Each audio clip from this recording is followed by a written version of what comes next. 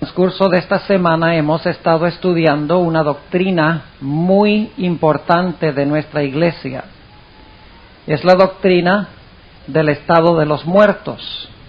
Y por ende también hemos estado hablando del estado de los vivos. Porque uno no puede hablar del estado de los muertos sin hablar del estado de los vivos. Hemos trazado una serie de temas que creo que son de gran importancia para esta época.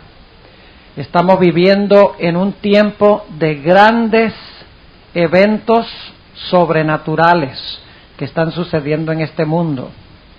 Apariciones de la supuesta Virgen María por todas partes. Astrólogos levantándose por todas partes. Profetas psíquicos profesando traer mensajes a los seres humanos. Y muchos otros fenómenos que parecen aumentar de una forma alarmante de día en día. Por eso es tan importante que nosotros comprendamos esta enseñanza especial de nuestra iglesia. La idea de que los muertos están muertos. Los muertos no están en otra esfera con el Señor o en otra esfera en el infierno. Están muertos hasta el momento de la resurrección.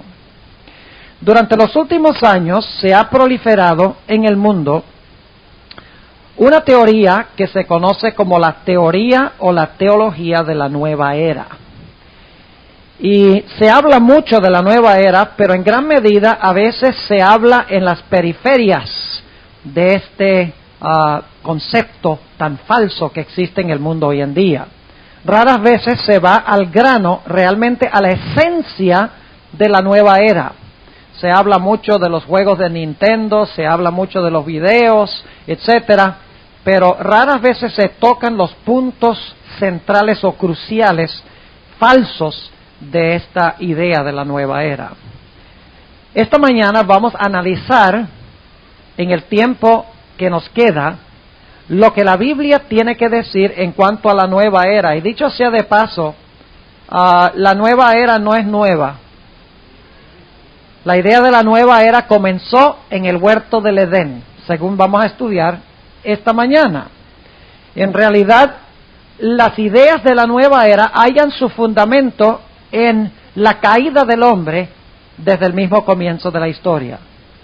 Antes de entrar a estudiar nuestro tema, quiero pedirles que por favor inclinen conmigo sus rostros y vamos a orar.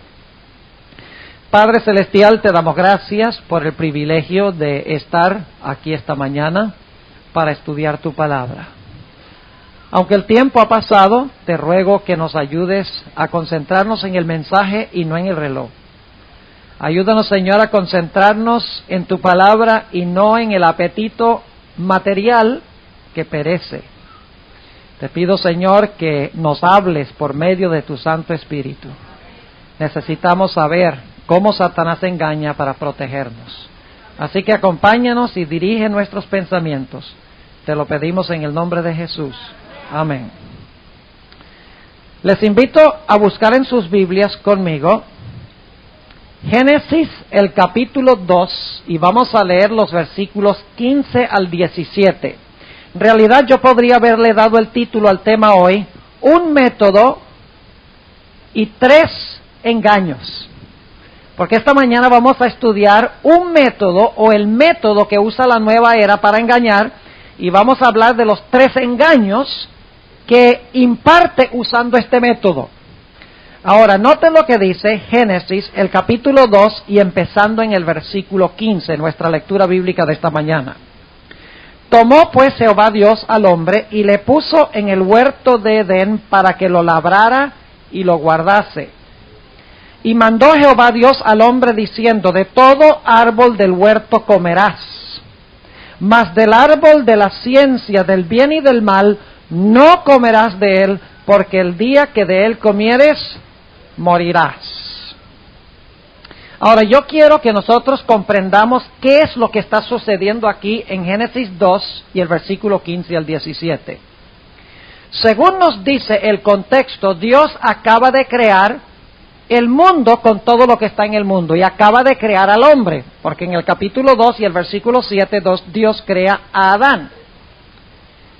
Y luego Dios le dice a Adán, mira, yo soy tu creador y tú eres mi criatura. Ahora, para que tú me demuestres que tú crees que tú eres criatura y que yo soy el creador, de que tú no eres eterno, de que tú tuviste un comienzo cuando yo te hice, yo voy a colocar este árbol en medio del huerto. Y tú no vas a comer de ese árbol. Y de esa manera tú me vas a mostrar que tú crees que yo soy tu creador y que tú eres criatura. Es decir, la prueba de la diferencia entre el creador y la criatura es el árbol. Si tú respetas mi árbol, eso indica de que tú crees que eres criatura y yo soy tu Dios creador. Pero si tú comes del árbol, eso indicará de que tú no quieres aceptarme como tu creador, de que tú quieres hacerte el creador. Y luego Dios le está diciendo a Adán, mira, ese árbol, si tú comes del árbol, yo te voy a juzgar. Como tu creador, yo tengo derecho a juzgarte. Yo tengo derecho de esperar que tú me obedezcas. Si tú no me obedeces, yo tengo derecho de juzgarte. Y si en el juicio que yo te hago, te hallo culpable, entonces tú vas a morir. Ahora, noten lo que está diciendo Dios. Dios está diciendo, yo soy tu creador. Tú eres mi criatura. Tú tuviste un origen, tú tuviste un comienzo, yo soy eterno. Para que tú demuestres que tú crees que yo soy tu creador, yo voy a poner este árbol y tú no vas a comer del árbol. Yo te voy a poner una ley y tú me vas a obedecer la ley. De esa manera, tú vas a aceptar la distinción entre creador y criatura. Ahora, si tú comes de mi árbol, entonces yo te voy a juzgar. Y si en el juicio que yo te hago te hallo culpable, entonces irremediablemente tú vas a morir. ¿Está claro? Yo pregunto, ¿el universo es eterno? ¿El universo es eterno? El universo no es eterno. Antes que existiera el universo, existía Dios. El universo, el mundo y el hombre tienen un origen. No son Dios ni son eternos. Necesitamos tener eso claro, porque el fundamento de la nueva era es de que nosotros somos Dios y que nosotros somos eternos. Eso lo vamos a estudiar esta mañana. Pero aquí en Génesis tenemos las bases. Dios dice, yo soy el creador, tú eres criatura. La forma como tú vas a demostrar eso es obedeciendo mi ley, porque en ese mandamiento se encontraban todos los días. ¿Saben ustedes que en ese se encontraban todos los días? Cuando Dios dijo no comas del árbol. Déjenme ampliar ese punto para que lo entiendan, que cuando Dios dio uno, los dio todos. Cuando Adán y Eva comieron del árbol, ¿quisieron hacerse dioses? No tendrás Dios ajeno delante de mí. Cuando Eva comió del árbol, ¿se hizo un ídolo ella? ¿Cómo no? Se colocó como un ídolo. No tomarás el nombre de Jehová tu Dios en vano. Ellos profesaban ser hijos de Dios. ¿Qué imagen dieron de su padre? Eva inclusive mintió, le puso palabras en la boca a Dios. Dice, Dios nos dijo que no comamos ni que lo toquemos. Dios no había dicho eso. Ella le está atribuyendo una mentira a Dios. Está dando falso testimonio de Dios. En cuarto lugar, el sábado, el principio del sábado. ¿Por qué guardamos el sábado? En memoria de nuestro ¿qué? Creador. Pero cuando Eva comió del árbol, ¿estaba reconociendo al Creador? No, ella quería hacerse creadora. El quinto mandamiento dice, honra a tu padre y a tu madre. ¿Deshonró Eva a su Padre Celestial? Claro que sí. Sexto mandamiento dice, no matarás. ¿Quebrantó ese mandamiento? Claro, porque cuando comió se hizo reo de muerte. Séptimo mandamiento dice, no cometerás adulterio. ¿Quién debía ser el esposo exclusivo de Adán y Eva? Dios. Pero cuando escogieron otro esposo, ¿qué cometieron? Adulterio espiritual. No hurtarás. ¿Robaron el fruto que pertenecía a Dios? Claro que sí. No codiciarás. ¿Codiciaron lo que era de Dios? Así que en ese mandamiento se encontraban los 10. Dios puso el árbol, dijo, mire, yo soy el creador, ustedes son las criaturas. Si ustedes respetan mi árbol, eso demuestra que ustedes creen que yo soy el creador y ustedes son criaturas, que ustedes tuvieron un origen. Ahora, si ustedes comen del árbol, yo los voy a juzgar. Y si en el juicio que yo les hago los hallo culpables, entonces ustedes van a morir. Ahora yo quiero que noten la mentira que mete Satanás. Y aquí llegamos al engaño de Satanás, el método de engaño de Satanás. Vamos a hablar primero del método y luego entonces vamos a hablar de los 3 engaños en sí que usa el método para tratar de lograr que el hombre le crea. Ahora noten lo que dice en Génesis el capítulo 3 y el versículo 1. Empero la serpiente era astuta más que todos los animales del campo que Jehová Dios había hecho. Ahora, la sierva del Señor nos dice que la serpiente podía volar. Y no necesitamos a la sierva de Dios para saber eso, porque lo podemos conseguir en la Biblia. Y ustedes dicen, ¿dónde dice la Biblia tal cosa? Bueno, cuando la serpiente se dejó usar por Satanás, Dios le dijo, de ahora en adelante te vas a arrastrar y vas a comer polvo. Si ya se estaba arrastrando y comiendo polvo, eso no hubiera sido ningún castigo. Así que lo que dice la sierva de Dios es perfectamente lógico y razonable. La hermana White no dice cosas descabelladas. La hermana White cuando habla con autoridad. Lo que pasa es que a veces tenemos que buscar y escudriñar para conseguir lo que ella dice en la Biblia. Ahora, nos dice entonces que la serpiente podía volar. Ahora, yo les pregunto, ¿creen ustedes que Dios le había advertido a Adán y Eva que había caído un ángel excelso del cielo y que ese ángel iba a venir al huerto para tratar de engañarlos? Sí, lo pueden leer en el primer capítulo de Patriarcas y Profetas, a donde dice la sierva de Dios que ángeles vinieron del cielo, les dijeron a Adán y Eva, miren, hay un ángel excelso, Lucifer, que cayó del cielo. Él va a venir aquí al huerto y él los va a tentar para que ustedes coman de este árbol. Lo único es que yo lo voy a restringir al árbol, él no los va a poder perseguir por todo el huerto, solamente en este árbol se puede él manifestar. Así que estén atentos, despiertos, porque él va a venir a tratar de lograr que ustedes coman del árbol. Así que Adán y Eva sabían, ¿sí o no? Claro que lo sabían, Dios les había advertido. Ahora escuchen bien. ¿Cómo sabemos bíblicamente que Dios le había advertido a Adán y Eva? Yo les dije de Patriarcas y Profetas y también el libro Historia de la Redención. Pero ¿dónde sacamos de la Biblia que lo que dice la hermana White es cierto?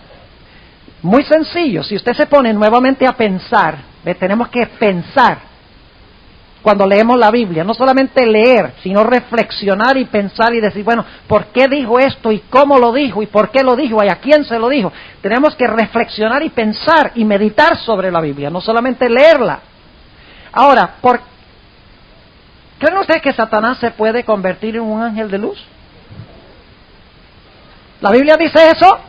Ah, sí, 2 Corintios 11, versículos 12, 13 y 14, dice que Satanás se transfigura en ángel de luz. Pregunto, ¿creen ustedes que Satanás podría habérsele aparecido a Eva como un ángel de luz?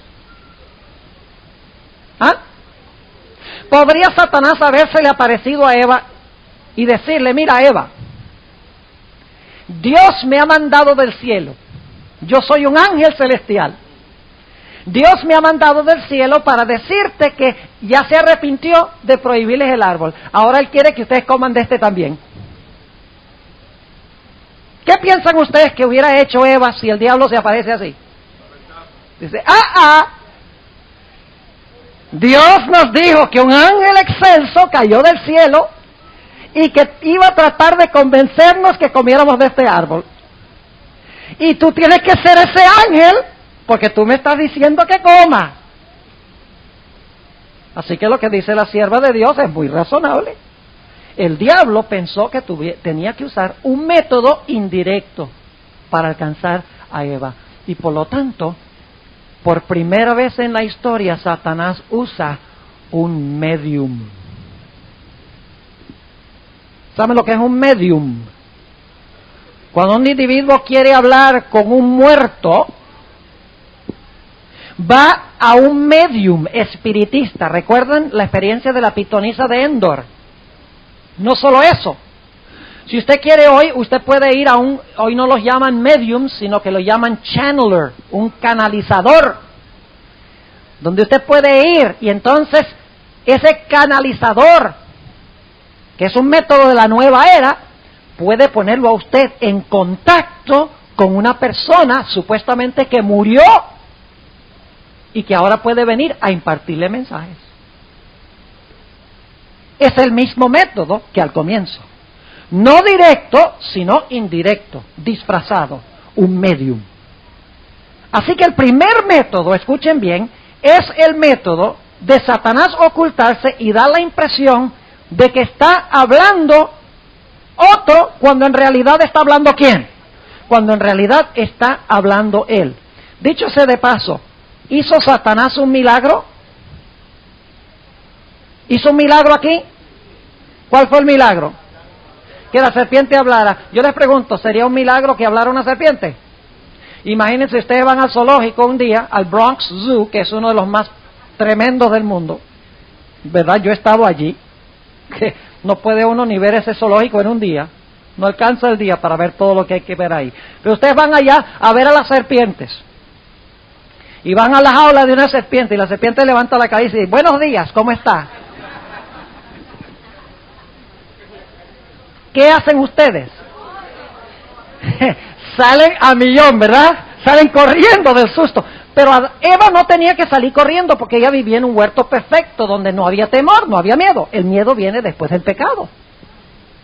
Se sintió sorprendida, dice la sierva de Dios, cuando la serpiente habló, pero en realidad no estaba hablando la serpiente, estaba hablando el diablo usando la serpiente. Como en la nueva era, el diablo habla a través del medium a los que están vivos. Ese es el método. Hacer un falso milagro,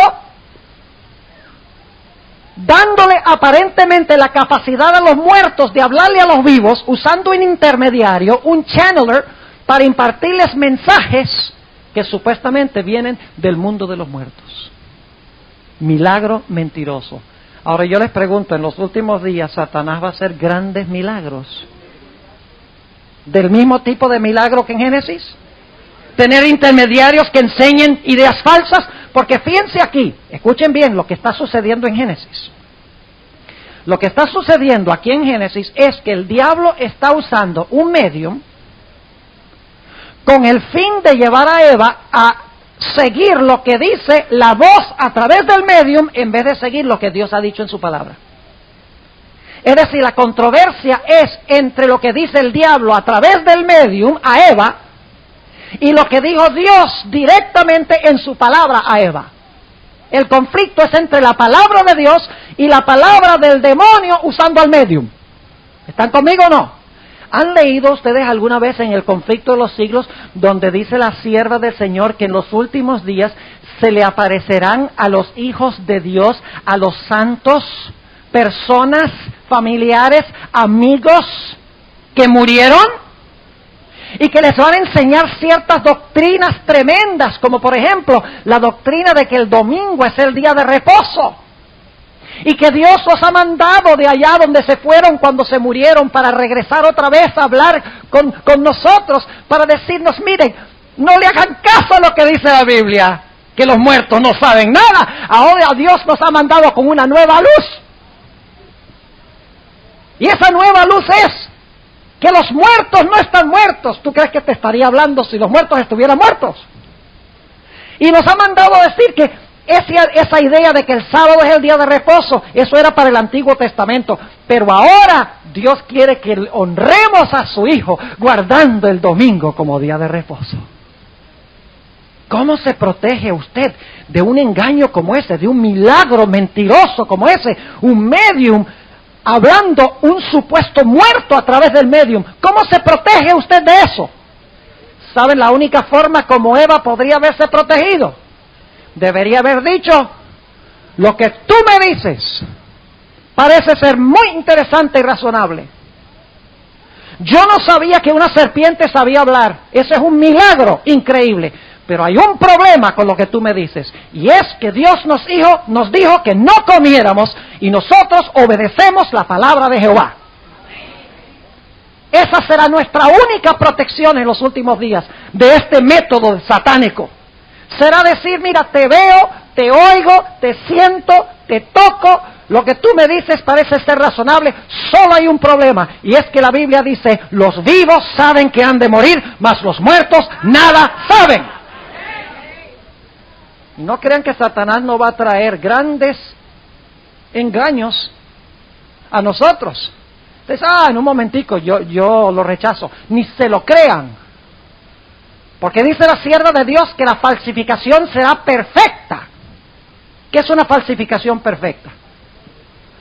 Es cuando los falsificadores hacen un billete falso de $100 que ni siquiera el gobierno puede ver que es falso. Esa es una falsificación perfecta. Y si usted cree que está firme, mejor que estudie este asunto y esté fundamentado sólidamente sobre la palabra de Dios, o usted será engañado. Ahora escuchen bien, el que estaba hablando aquí no era la serpiente, era Satanás. Recuerdan en Apocalipsis 12, dice la serpiente que engaña a todo el mundo, se llama el diablo y Satanás. Es decir, la serpiente estaba sirviendo como intermediario. ¿Pueden ustedes pensar de otra ocasión en la Biblia cuando habló un animal? El burro de Balaam. Muy bien, el burro de Balaam. ¿Usted recuerda la historia, verdad? El burrito estaba cabalgando y Balaam iba para maldecir a Israel.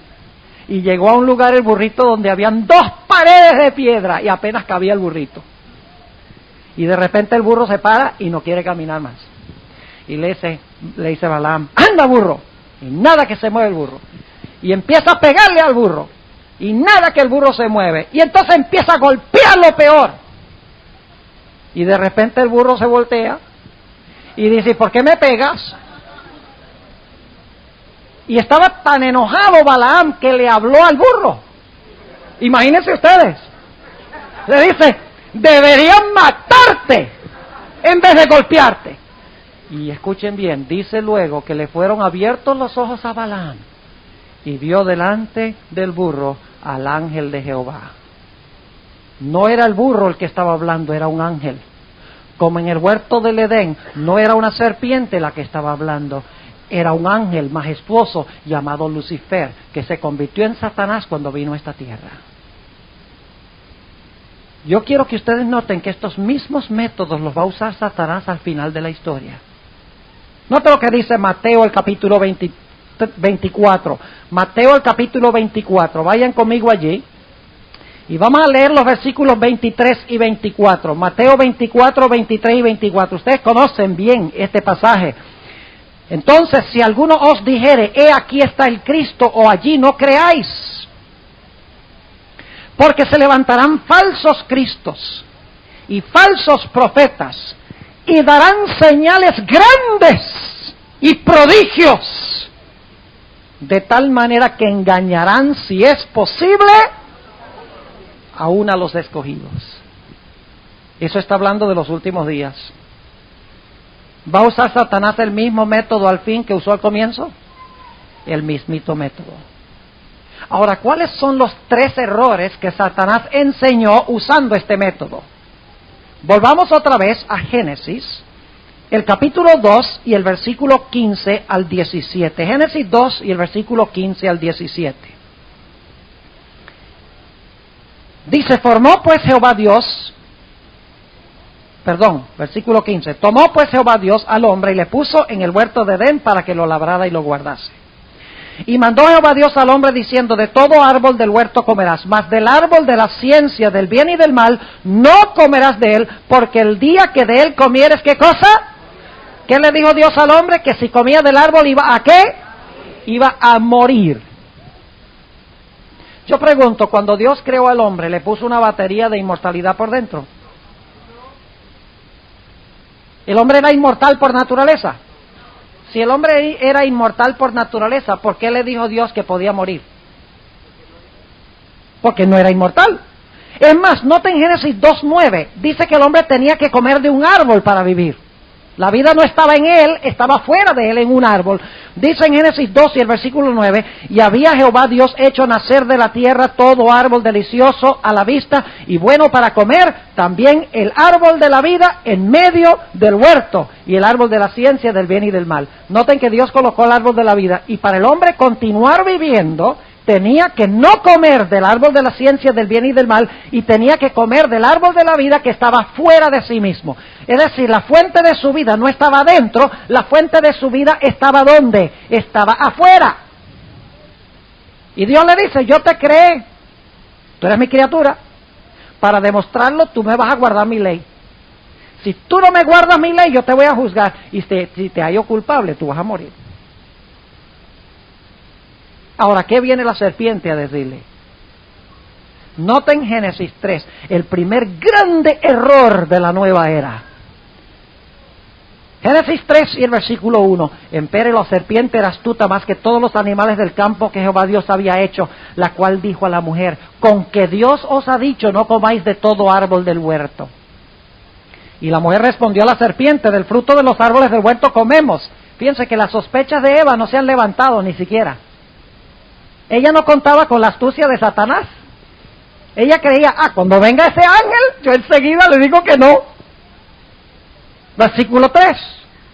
Mas del fruto que está en medio del huerto, dijo Dios, no comeréis de él ni le tocaréis, porque no qué, porque no muráis. Versículo 4. Entonces la serpiente dijo a la mujer, ¿qué cosa? No moriréis. Primer grande error de la nueva era. ¿Saben ustedes que la nueva era enseña que nosotros somos Dios? En unos momentos vamos a ir, porque ese es otro de los errores de la nueva era. Pero ellos enseñan que nosotros somos todos inmortales, que todo en el universo es inmortal, que todo el universo es Dios. Se conoce como panteísmo. La idea de que todo el universo en sí, tanto los seres humanos, las plantas, los animales, las rocas, etcétera, todo es inmortal. No tuvo un comienzo, no tendrá un fin. El universo, según el panteísmo, según la nueva era, es eterno. Nunca muere, ni morirá, ni ha muerto. ¿De dónde viene esa idea? Esa idea viene de Satanás. Así que le dice a la mujer, no moriréis. Yo pregunto, ¿Satanás está contradiciendo abiertamente a Dios? Clarísimo. Dios dice el día, noten, el día que comas del árbol, ese día vas a morir. La serpiente le dice, no vas a morir. ¿A quién le creemos? ¿A quién le cree usted? Al pastor que se predica en el púlpito para decirles que cuando una persona lo enterraron en el cementerio, está en el cielo alabando a Dios. ¿A ese le cree? Yo no. Dicho sea de paso, ese pastor es un medium. ¿Un medium de quién? De Satanás para engañar a quiénes? Al pueblo. Terrible pensamiento, que un pastor se pueda parar en un púlpito y engañar a la gente. Y no solo perderse él, sino torciendo la escritura, condenar a otros juntamente con él. Es cosa terrible que nos condenemos nosotros, pero condenar a otros por nuestra predicación es aún más terrible. Y sin embargo, cada rato en los púlpitos de las iglesias no adventistas se está predicando que cuando un individuo muere se va a alabar al Señor. Se le ora a María y María está muerta. Se le pide favores a los santos están muertos, porque los muertos nada saben. Se honran los muertos, y es que para sacarlos del purgatorio. Pero dice la Biblia que están en el sepulcro, muertos. Y son líderes espirituales los que están enseñando eso. Están abriendo la puerta de la iglesia de par en par a las manifestaciones espiritistas que ya se están viendo proliferarse aquí en este mundo. Así que Dios dice, tú eres mortal, si tú desobedeces mi ley, tú vas a morir. Satanás dice, ¿qué va? No le creas a Dios, tú no vas a morir, tú eres inmortal. Ahora, ¿qué evidencia tenemos de que el hombre no era inmortal? Note lo que dice en Génesis, el capítulo 3 y el versículo 22. Génesis 3, 22. Dice lo siguiente. Y dijo Jehová Dios, esto es después del pecado, he aquí el hombre es como uno de nosotros sabiendo el bien y el mal. Ahora pues, porque no alargue su mano y tome también del árbol de la vida y coma y viva para siempre. ¿Qué tenía que hacer el hombre para vivir para siempre? ¿Comer de dónde? Del árbol de la vida. ¿Y qué hizo Dios para que el hombre no pudiera comer del árbol de la vida y vivir para siempre? Pero escuchen bien, si el hombre ya era inmortal, ¿de qué valía prohibirle el árbol? ¿Están conmigo o no? Dios le prohíbe el árbol para que no coma y viva para siempre. Pero si el hombre ya era inmortal, iba a vivir para siempre de todas maneras, comiera o no comiera del árbol. Sigue diciendo, versículo 22, dijo Jehová Dios, he aquí el hombre es uno como nos, sabiendo el bien y el mal. Ahora pues, porque no alargue su mano y tome también del árbol de la vida y coma y viva para siempre, sacólo Jehová del huerto del Edén para que labrara la tierra de que fue tomado. Echó pues fuera al hombre y puso al oriente del huerto del Edén querubines y una espada encendida que se revolvía a todos lados para guardar el camino al árbol de la vida. Entonces yo pregunto, ¿el hombre es mortal o es inmortal? Mortal. Porque hoy nadie está comiendo del árbol de la vida. Y para seguir viviendo había que comer del árbol. Eso significa que el hombre no es inmortal. El hombre, según la Biblia, es ¿qué cosa? Es mortal. Ahora escuchen lo que les voy a decir. Dios declaró que el día que el hombre comiera del árbol, ese mismo día iba a morir. Pero pregunto, ¿Adán y Eva murieron ese día? Yo sé que decimos que espiritualmente. Lo interesante es que Adán y Eva no murieron ese día porque Adán murió de 930 años, según dice en Génesis 5. Entonces inmediatamente nos preguntamos, bueno, si Dios dijo que iban a morir ese mismo día si desobedecían la ley, pero no murieron ese mismo día, entonces Dios es mentiroso. ¿Ah? Yo he oído ese argumento, pero ese no funciona. Hay otra explicación más hermosa que esta. Escuchen bien, no pierdan este punto que es crucial. Cuando Adán y Eva pecaron, ¿se hicieron reos de muerte ese mismo día? La Biblia no dice la paga del pecado es muerte dentro de 930 años. La Biblia dice la paga del pecado es muerte. El minuto que usted peca, se hace reo de muerte, ese instante. ¿Saben ustedes por qué razón el hombre no murió en ese instante y no va a morir eternamente? Noten Génesis 3:21. Y Jehová Dios hizo al hombre y a su mujer túnicas de pieles y ¿qué? Y vistiólos. Fíjense, esto es antes de sacarlo del huerto. En el versículo 22 lo está sacando del huerto. Antes de sacarlo del huerto, algo pasa. ¿Qué necesita usted para conseguir la piel de un animal? No estamos hablando de la piel de la serpiente que echa todos los años. Esa no es la piel. Estamos hablando de sacarle la piel a un animal. El animal tiene que ¿qué? El animal tiene que morir. Aquí dice que Dios tomó túnicas de pieles y vistió al hombre y a su mujer. Pregunto, ¿qué tiene que haber sucedido? Ese mismo día que ellos pecaron, porque esto está pasando el mismo día, ese mismo día se sacrifica un cordero. Yo pregunto, ¿hubo una muerte ese día? Sí hubo una muerte, pero no la sufrió Adán, la sufrió el cordero. Ahora inmediatamente nos preguntamos, ¿qué significa eso? Que ese día murió, si hubo una muerte. Dios, pregunto, ¿Dios ejecutó ese día la sentencia? ¡Claro que la ejecutó! La ejecutó en el cordero. Y ustedes dicen, eso no cuenta. ¿Saben ustedes lo que estaba pasando en el cielo mientras Adán estaba sacrificando el cordero? El sacrificio del cordero en la tierra era un anuncio terrenal de algo que estaba pasando en el cielo.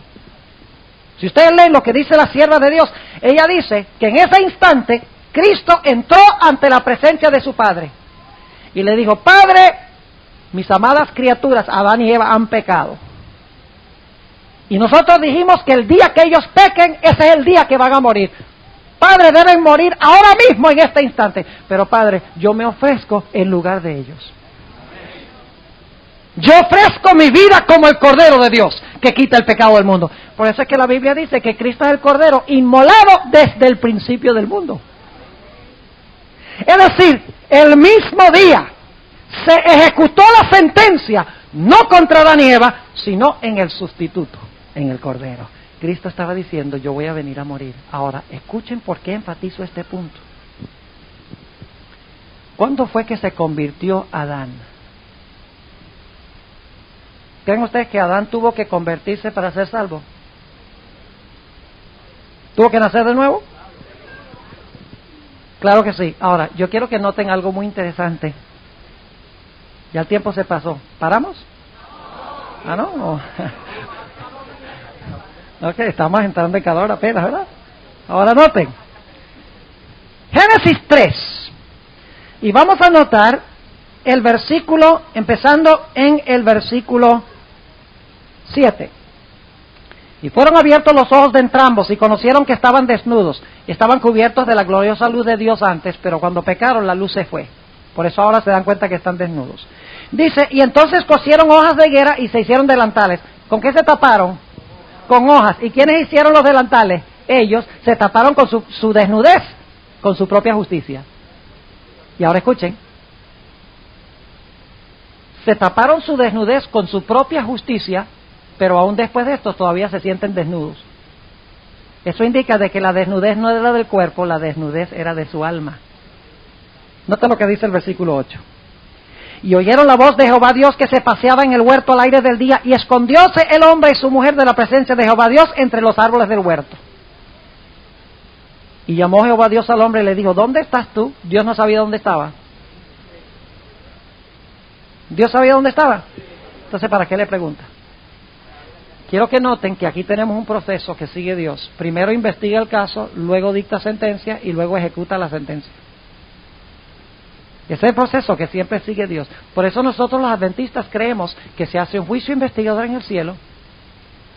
Cuando termine ese juicio investigador, Dios dice, el que sea limpio, el que es limpio, sea limpio todavía, el que es sucio, sígase ensuciándose todavía, y luego cuando venga, ejecuta la sentencia, da salvación a los salvos y le da condenación a los perdidos. 3 pasos en el proceso: investigación, sentencia y ejecución de la sentencia. Yo pregunto, ¿esa es la base del sistema judicial aquí en este país? ¿Ah, no? ¿Qué es lo que se hace primero? Se reúne un jurado y ¿qué? Y hay un juez y se examina la evidencia, ¿sí o no? ¿Qué pasa si se halla en la examinación que el individuo es culpable? ¿Qué dicta el juez? Dicta la sentencia y el mismo día lo ponen en la silla eléctrica. No, dicta la sentencia y luego ¿qué sucede? Se pone una fecha cuando ¿qué? Cuando se va a ejecutar la sentencia. Investigación, sentencia, ejecución de la sentencia. Eso es lo que tenemos aquí. Ese es el plan divino. Porque un individuo es inocente hasta que se compruebe culpable en una corte de la ley. Así que dice aquí, versículo 9, y llamó Jehová Dios al hombre y le dijo, ¿dónde estás tú? Y él respondió, oí tu voz en el huerto y tuve miedo. Y ahora fíjense, porque estaba desnudo, pero en este momento no estaba desnudo, tenía las hojas. Y todavía se siente desnudo. No es desnudez de cuerpo, es desnudez de su alma. Y dice, y escondíme. Versículo 11. Y díjole, ¿quién te enseñó que estabas desnudo? ¿Has comido del árbol de que yo te mandé no comieses? A Dios no sabía si había comido o no. Dios sabía. Entonces, ¿para qué le pregunta? Porque Dios quiere que Adán, ¿qué? Lo admita, lo confiese, se arrepienta y diga soy culpable. Y eso es lo que hace Adán, ¿verdad? Noten el versículo 12. Y el hombre respondió, la mujer que me diste por compañera me dio del árbol y yo comí. ¿Qué está haciendo Adán? Está justificando su pecado. Por eso la sierva de Dios dice que las hojas de higuera representan el intento de Adán de justificarse a sí mismo. Y luego Dios viene a la mujer, versículo 13, entonces Jehová Dios dijo a la mujer, ¿qué es lo que has hecho? A Dios no sabía lo que había hecho. ¿Dios sabía? Entonces, ¿para qué le pregunta? Porque se está investigando el caso. El primer juicio investigador de la historia, y está en Génesis. Y algunos adventistas dicen que esta doctrina del juicio investigador fue inventada por la hermana White. Le dice, ¿qué es lo que has hecho? Y dijo la mujer, la serpiente me engañó y comí. ¿Qué está haciendo Eva también? Justificándose. Ahí están las hojas de higuera.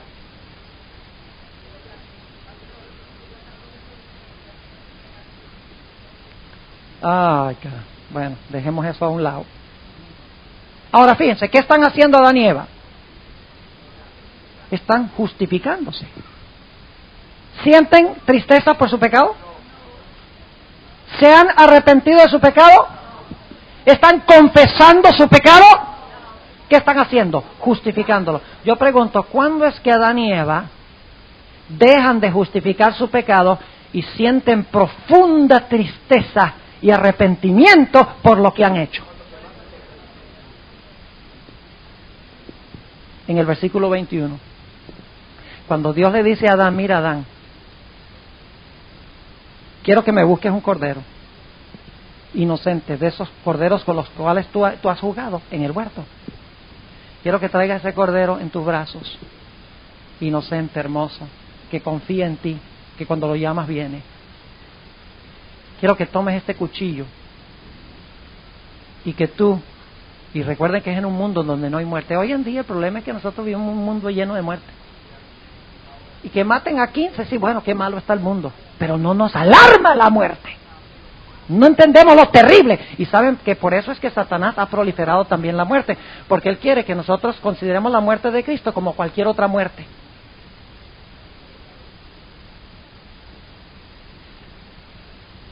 Entonces Adán toma ese corderito con el cuchillo en la mano, y de un lado del cuello al otro lado del cuello Adán le corta las arterias, y la sangre de ese cordero empieza a chorrear en un raudal del cuello de ese cordero, y de repente el cordero queda inerte, muerto en los brazos de Adán. Y Dios le dice, Adán, ese cordero representa a mi hijo. Tu creador va a tener que sufrir eso. ¿Y sabes por qué? Por tu pecado. ¿Creen ustedes que Adán vio el pecado de una forma distinta? Ahora, que sí que. Dice que terrible es el pecado. No solamente causó la muerte de este cordero, sino que le va a quitar la vida al propio Hijo de Dios. ¡Qué horrendo es el pecado! ¿Creen ustedes que el corazón de Adán se convirtió en ese momento? Cuando vio lo terrible que es el pecado y cuánto cuesta el pecado. ¿Saben cuándo dejamos de pecar? Cuando vemos lo que el pecado cuesta en la muerte de Cristo. La muerte era muy real en el huerto del Edén. Ahora Adán se da cuenta lo terrible que es la muerte y que la muerte es real y que sí existe. ¿Se dio cuenta? Claro que sí. Y ahora Adán y Eva están pensando, ¿por qué le escuchamos a ese charlatán de que no moriréis? Ahora escuchen bien. Si nosotros por naturaleza somos inmortales, ¿para qué vino a Cristo a morir? Para darnos inmortalidad. ¿Ustedes me están entendiendo lo que yo estoy diciendo? Pues los veo muy callados hoy. Están absorbiendo, ¿verdad? Ahora pregunto, de nuevo, para que entiendan este punto. Si el hombre por naturaleza es inmortal, ¿por qué vino a Cristo a morir para darnos inmortalidad si ya la tenemos? Escuchen lo que estoy diciendo, hermanos. Lo que Satanás quiere enseñar a través de la inmortalidad del alma es anular la vida que solamente nos puede dar Jesús. Si usted cree que el alma es inmortal, usted anula la necesidad que tenía Cristo de morir para concedernos la inmortalidad. Todo eso está en la primera mentira de Satanás, de que no moriréis, sino que seréis como dioses. Ahora, ¿quién es el único que tiene inmortalidad según la Biblia? Noten 2 de Timoteo 1:10. ¿Saben algo interesante? Escuchen.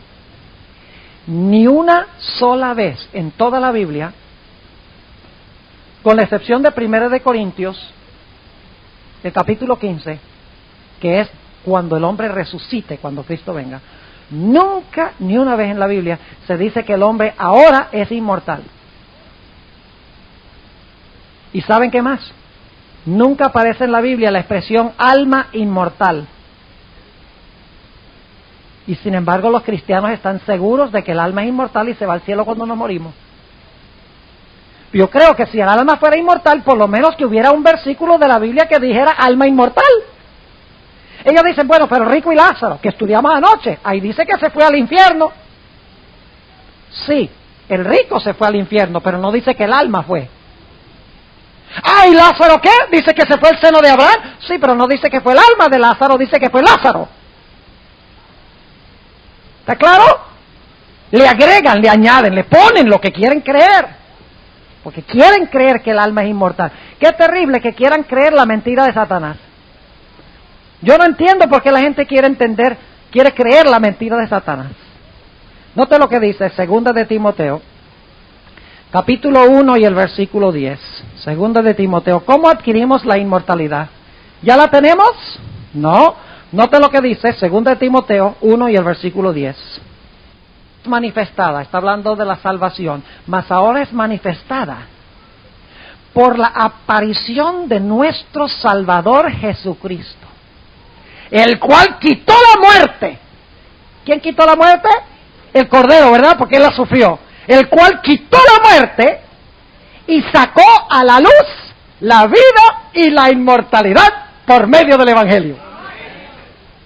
¿Cómo recibimos inmortalidad? ¿Cómo se quita la muerte? Por medio del Evangelio de la salvación en Cristo Jesús. Es decir, la gloria es para Él, no para un alma inmortal que yo tengo por dentro. La Biblia dice que solo Dios tiene inmortalidad. Note lo que dice Primera de Timoteo, el capítulo 6, y el versículo 15 y 16. Primera de Timoteo 6 y el versículo 15 y 16. Dice, la cual a su tiempo mostrará el bienaventurado y solo poderoso, Rey de reyes y Señor de señores. ¿Quién es ese? Cristo, que es Dios, ¿verdad? Y luego dice en el versículo 16, quien solo tiene inmortalidad. ¿Qué significa solo? Yo esta mañana estoy aquí solo. Usted dice solo, ¿cuántos hay? ¡Uno! Así que dice, quien solo tiene inmortalidad. ¿Quién solamente tiene inmortalidad? Solo Dios, que habita en luz inaccesible, a quien ninguno de los hombres ha visto ni puede ver, al cual sea la honra y el imperio sempiterno. Amén. La Biblia dice, el que tiene al Hijo, tiene la vida. El que no tiene al Hijo, no tiene la vida. Es decir, la vida está en su Hijo, no en nosotros. La inmortalidad le pertenece a Él, no a mí. Tengo que recibirlo a Él para ser inmortal, pero no soy por naturaleza inmortal. Ahora, una cosa que me parece muy interesante, hermanos y hermanas, es que los cristianos, si usted le pregunta, ¿nosotros somos omnipotentes? ¿Qué dicen? No.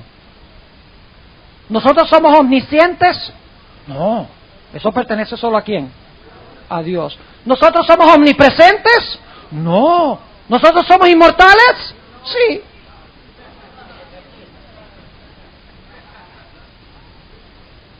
¿Cómo es que usted dice que Dios es el único omnipotente? Que Dios es el único omnisapiente, que Dios es el único omnipresente, y luego usted se atribuye una cualidad que pertenece exclusivamente a Dios, su inmortalidad. Ahora escuchen lo que les voy a decir. La capacidad que tiene Dios de hacer obras de omnipotencia, ¿nos puede Él comunicar eso a nosotros en forma derivada? Los apóstoles levantaron muertos. ¿Un hombre puede hacer eso? ¿Un hombre común y corriente puede hacer eso? ¿Sin la ayuda de Dios? No. Los discípulos eran capaces de leer las mentes a veces. Eran capaces a través de la obra del Espíritu Santo de leer las mentes. Eran omniscientes, en cierto sentido. Pero ¿cómo lo adquirían? A través de Dios. ¿Cómo hacían obras de omnipotencia? A través de Dios. ¿Podían ellos estar en otras partes? Cuando estando en un lugar, ¿podían saber lo que estaba pasando en otra parte? Claro que sí. En un sentido podían estar presentes en más que un lugar. Pero ¿de dónde salía esa capacidad? De Dios. ¿Y la inmortalidad qué? ¿La inmortalidad la podemos nosotros recibir también? Sí, pero no es nuestra, es que pertenece a Él. Ahora, ¿ven el primer error de Satanás? No se preocupen, los últimos dos vamos a ir más rápido. ¿Cuál es el primer error de la nueva era? Tú no vas a morir. Error fundamental de la nueva era, hermanos y hermanas. Cualquier cosa, usted ve películas, usted lee revistas, usted oye los artistas de Hollywood, usted lee, por ejemplo, el libro de Shirley MacLaine, Anna Lim, donde ella habla de la reencarnación. Ella dice que es una reencarnación de muchas encarnaciones anteriores. Los artistas de Hollywood están saturados con nueva era. Y las películas están saturadas de nueva era. Y nosotros las vemos y ni siquiera nos damos cuenta porque no estamos analizando con nuestra mente. Y no deberíamos ni siquiera estar mirándolas. Segundo error. Volvamos a Génesis 3. Dice allí, en el versículo 5, versículo 4, entonces la serpiente dijo a la mujer, no moriréis, mas sabe Dios que el día que comiereis de él, ¿qué le está diciendo? Le está diciendo que Dios sabe algo que Él no quiere que ustedes sepan. ¿Y qué creen ustedes que se está preguntando Eva aquí? Está diciendo, bueno, ¿qué sabe Dios que no quiere que nosotros sepamos? ¿Y creen ustedes que la serpiente le va a explicar qué es? Claro que sí. Le siembra la idea y luego se la contesta. Mas sabe Dios que el día que comieres de él, serán abiertos vuestros ojos. ¿Qué está diciendo Satanás? Que Dios quiere que ellos estén, ¿qué? Ciegos. Es decir, Dios no quiere que ustedes coman del árbol porque Él sabe algo que Él no quiere que ustedes sepan. Él quiere que ustedes sean criaturas ahí cieguitas. Que los sirvan como esclavos, porque Él dice que hagan lo que Él diga sin pensar. Piensa, Eva, le está diciendo Satanás. Serán abiertos vuestros ojos y seréis ¿qué? Como dioses. Y saben esa expresión dioses, esa palabra dioses es la palabra Elohim. Es la idéntica palabra que aparece en Génesis 1:1. En el principio creó Dios los cielos y la tierra. Lo que está indicando es Él es singular, Dios. Elohim, cuando en hebreo la palabra termina en im, significa el plural. Así que Elohim significa una pluralidad dentro de ¿qué? Dentro de Dios. Está indicando una Trinidad, que por cierto muchos adventistas hoy en día están cuestionando la doctrina de la Trinidad. Porque dicen que eso es pagano. La Biblia enseña la doctrina de la Trinidad. Son 3 personas, un Dios. Y ustedes dicen, ¿cómo es posible que 3 sean uno? Entonces yo le pregunto, ¿cómo es posible que un esposo y una esposa sean uno?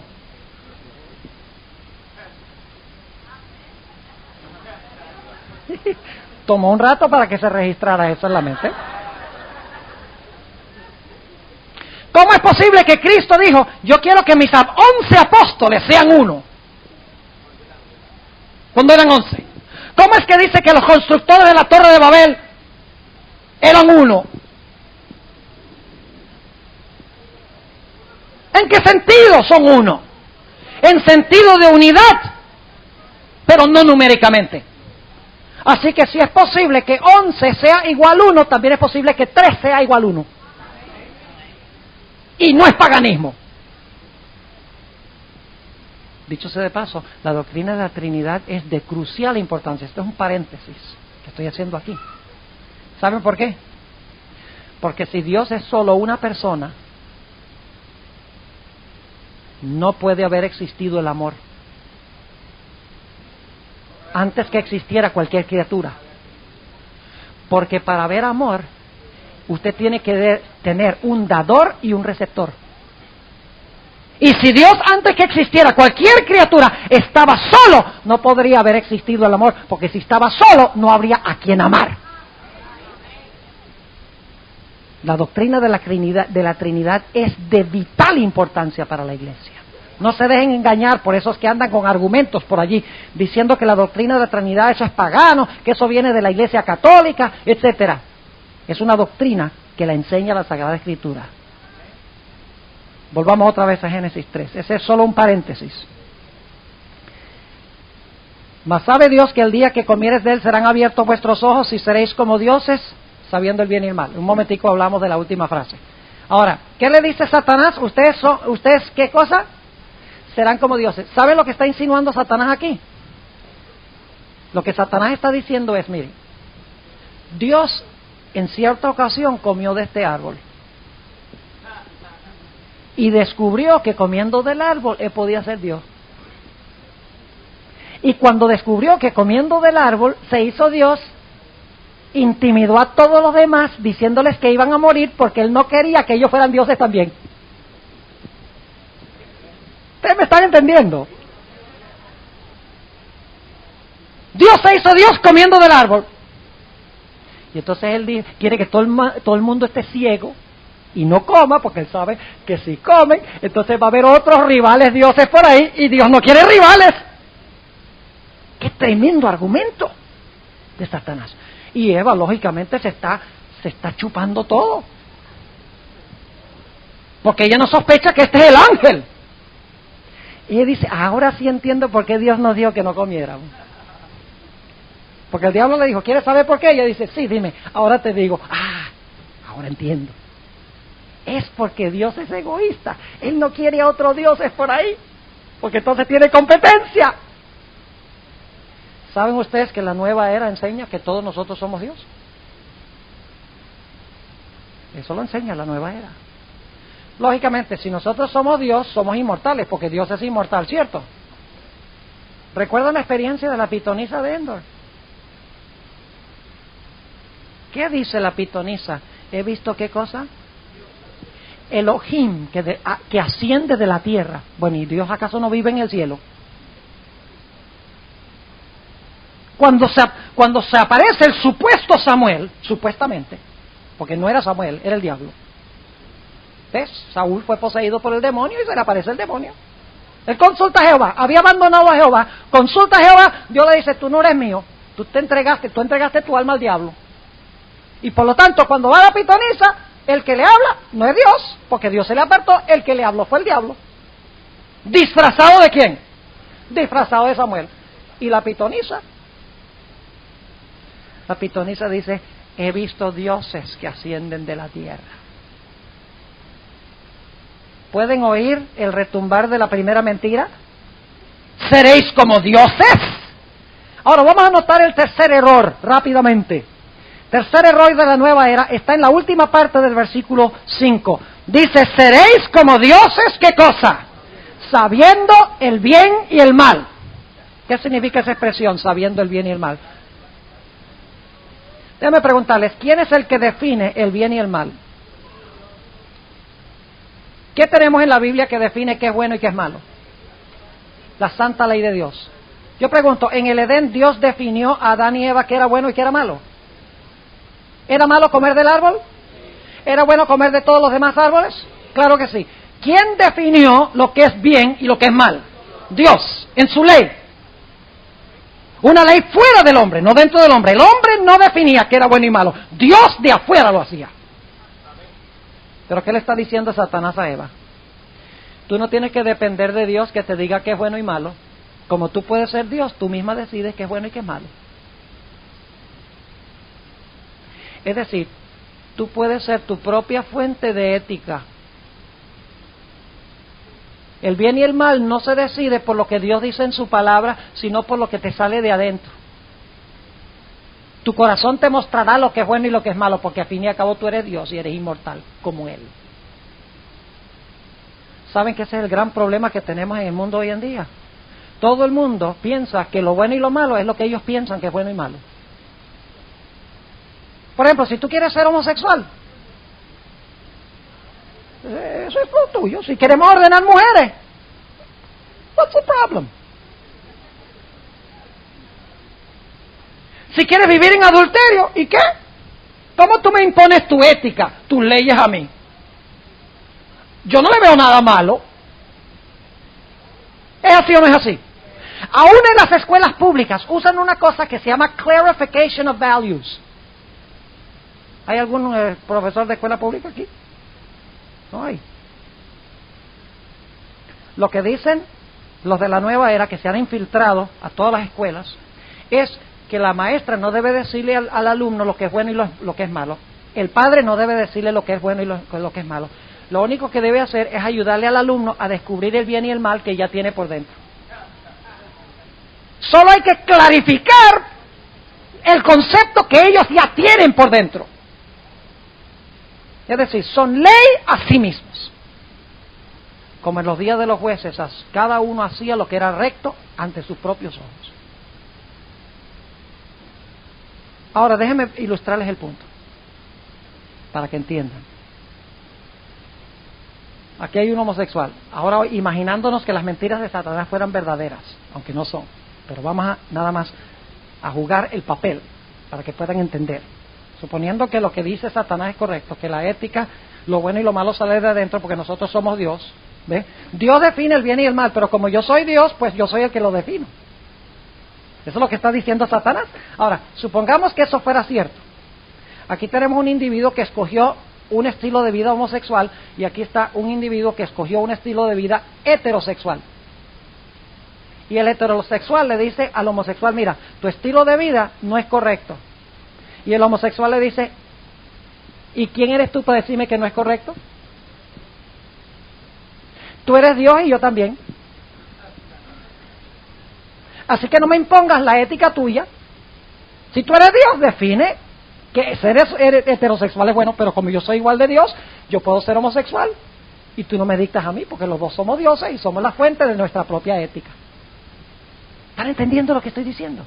Y esto se ha infiltrado a la iglesia, hermanos. Ya no hay disciplina en la iglesia. ¿Por qué? Porque cada uno quiere hacer lo que le da la gana. Por ejemplo, la conferencia general, el campo mundial votó no ordenar mujeres. No es porque le tengamos algo en contra a las mujeres. Las mujeres pueden hacer muchas cosas que los hombres no pueden. Pero Dios ha reservado la ordenación exclusivamente para hombres, según la Sagrada Escritura. Pero ¿qué argumento se usa?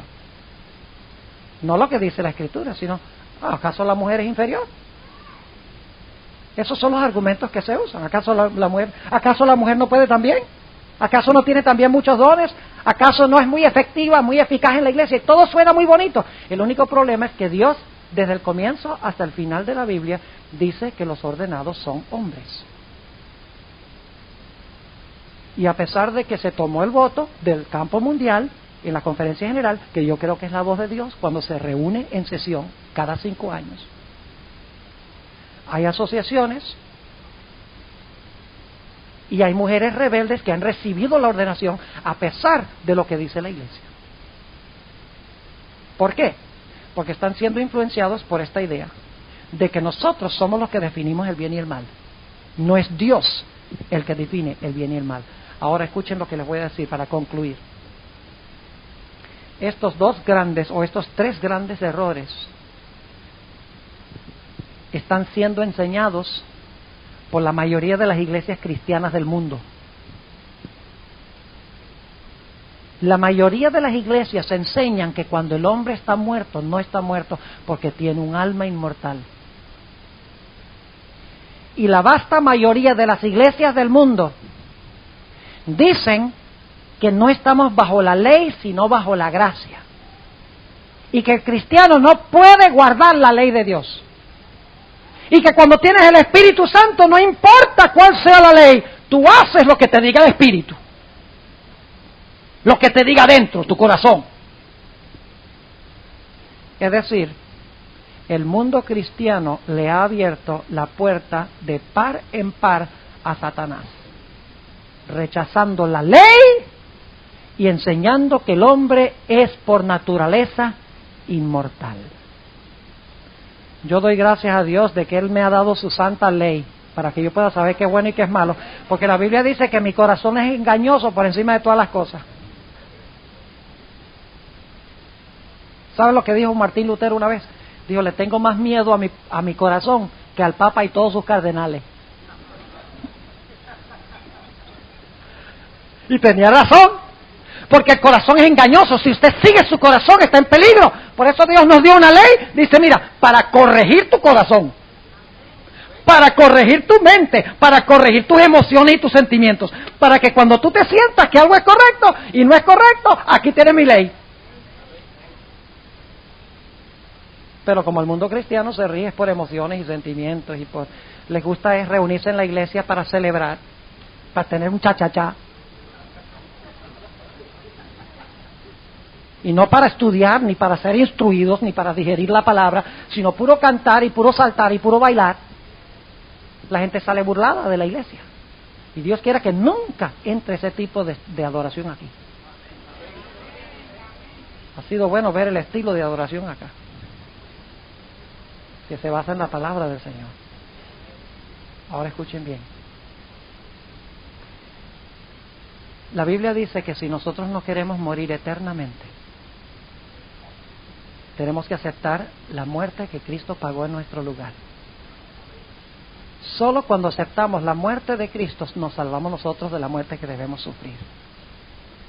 Ahora ustedes estarán preguntando, ¿cómo puedo yo aceptar la muerte de Cristo y salvarme de la muerte que yo debo recibir? Ahora quiero hablar especialmente con las visitas que están en nuestro medio. Dios ha establecido un método por el cual usted se puede escapar de la muerte y se puede salvar aceptando a Jesús. Pero ¿saben cómo manifestamos eso? Tenemos que morir simbólicamente, figurativamente, para no morir física y eternamente. ¿Y saben qué ceremonia nos dio Dios para indicar que estamos aceptando la muerte de Cristo y estamos resucitando en Él a nueva vida? Es el bautismo. Mencionaba una de estas noches que no hay mejor ceremonia que el bautismo para ilustrar esto. Porque cuando usted lo mete debajo del agua, mejor que no respire. Usted lo mete debajo del agua, deja de respirar. Y cuando sale, ¿qué hace? Respira nuevamente. De la misma manera, cuando nosotros vamos al sepulcro, dejamos de respirar. Y cuando Cristo venga, volvemos a respirar otra vez. Pero para usted, si se muere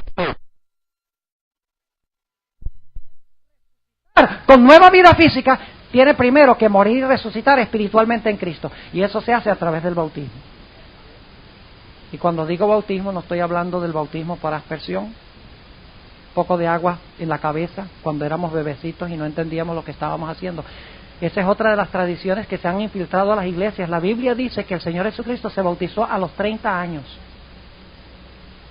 Todos los apóstoles se bautizaron adultos. Todas las personas en la Biblia que se bautizaron ya sabiendo lo que estaban haciendo.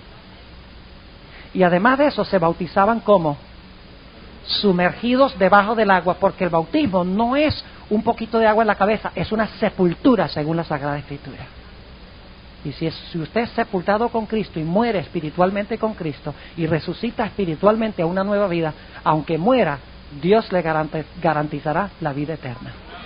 ¿Hay alguien aquí en esta mañana que todavía no ha sido bautizado por inmersión, que le gustaría decirle al Señor Jesucristo, yo quiero prepararme para ser sepultado en las aguas del bautismo y resucitar a una vida completamente nueva en Jesús, para que pueda tener la gloriosa esperanza de la resurrección si llegase a morir? ¿Hay alguien que no ha sido bautizado que le gustaría decir eso al Señor Jesucristo esta mañana? Gloria a Dios. Tenemos varias personas. ¿Puedo pedirles que por favor que se coloquen de pie estas personas que han levantado la mano? Gloria al Señor. Por favor, colóquense de pie. Tenemos varios niños, tenemos aquí un hermano. ¿Hay alguien más en esta mañana que quiere decirle esto a Jesús? Escúchenme, hermanos y hermanas, visitas. Este es un momento muy solemne. Puede ser que usted no tenga otra oportunidad después que salga de aquí, porque nuestra vida está en las manos de Dios. Por eso, si Dios te está llamando ahora, en este momento, en este instante, si Dios te está llamando, contesta su llamado. Colócate de pie y responde a Jesús y dile, yo quiero sepultar mi vida de pecado y resucitar a una vida nueva en Cristo Jesús. ¿Alguien más antes de que tengamos la oración? El tiempo es tarde, se ha ido. ¿Alguien más? Gloria a Dios. Amén. Gloria al Señor. Varias personas están oyendo el llamado del Señor Jesús. Vamos a dar unos pocos instantes más y luego se va a cerrar el culto. Y yo no sé qué será de sus vidas. Tengo que encomendarlos en manos de Dios. Gloria a Dios. ¿Alguien más? En unos pocos instantes que nos quedan, que quiere decirle a Jesús: yo quiero sellar mi vida contigo en el bautismo, quiero nacer de nuevo, quiero que mi vida sea transformada y cambiada. Tengo desastres en mi vida, en mi familia, con mi esposo, con mi economía. Cristo puede encargarse de todo eso y te puede dar paz y te puede dar gozo si te encomiendas a Él. ¿Alguien más en esta mañana? Gloria a Dios. Amén. Gloria al Señor. Gloria a Dios. Voy a elevar una oración al Señor. Si hay alguien que no ha respondido al llamado en esta mañana, ya diríamos esta tarde, yo les pido que durante la oración se coloquen de pie y respondan al Señor Jesús. No dejen pasar esta oportunidad. No es como una obligación. Yo no quiero que ustedes piensen que esto es una obligación o una responsabilidad. Es un privilegio que nos da Jesús. Inclinemos nuestros rostros para orar. Padre Celestial, te damos gracias que cuando Adán y Eva pecaron, tu Hijo precioso se presentó ante ti y dijo: yo pagaré, para darnos otra oportunidad. Qué terrible sería vivir esta vida sin ninguna esperanza. Gracias porque a través de Cristo nos has dado esperanza. Gracias porque prometes sepultar nuestros pecados y escribir tu ley en nuestro corazón para que hagamos lo que tú nos pides, porque te amamos tanto. Te doy gracias, Señor, por estas almas que han respondido a tu llamado en esta mañana. No es fácil pararse enfrente de una congregación, pero tú has dicho que si nosotros te confesamos en público, tú nos confesarás delante de tus ángeles. Te pido, Señor, que bendigas a estas personas que han respondido al llamado del bautismo. Señor, que muy pronto puedan sellar su pacto con Jesús. Señor, si hay alguien más en este mismo instante que tiene una lucha fiera en su corazón y en su mente, y el diablo le está diciendo: no respondas, y el Espíritu Santo está diciendo: responde al llamado de Jesús, yo te ruego que tú prevalezcas y que en este mismo instante esa persona se pueda colocar de pie. Te doy gracias, Señor, porque has escuchado esta oración y sabemos que lo has hecho porque te pedimos estas cosas y te las agradecemos en el nombre y por los méritos de Cristo, nuestro amante Salvador. Amén.